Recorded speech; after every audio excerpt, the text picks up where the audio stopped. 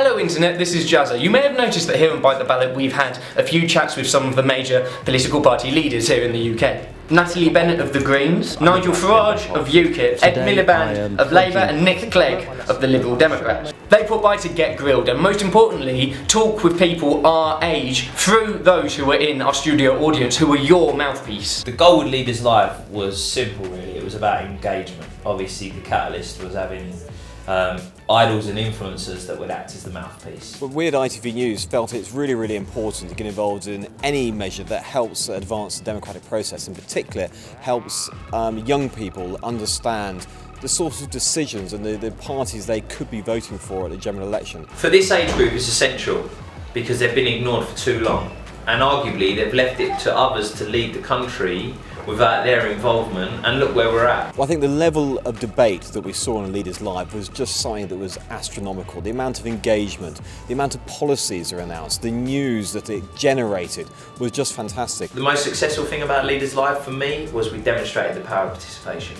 So people that might not normally engage with politics went via their idol to the leader, posed a question, and we've seen results. You may have noticed that one of the UK-wide party leaders was missing from that, obviously our Prime Minister, David Cameron of the Conservatives. And we were disappointed, we're all ready to go. He even gave us his support in this lovely little official letter, but well, I'll let some of our friends explain what happened. David Cameron, who is the Prime Minister, if you didn't know, agreed to do this, but then was like, nah, I don't want to do it. And the rest of us were like, yeah, come on man, you should do it. I am well annoyed, so annoyed that David Cameron has pulled out of Leaders Live because it just seems ridiculous that we have spoken to all of the party leaders of every other major party, but not the Prime Minister. It's just so annoying because the Bite the Ballot people were being so nice and understanding and being like, well, he's the Prime Minister, he can't give us a date straight away because he's, got a lot of stuff on his plate. But to pull out completely when it's an hour, literally other people stayed for selfies and stuff,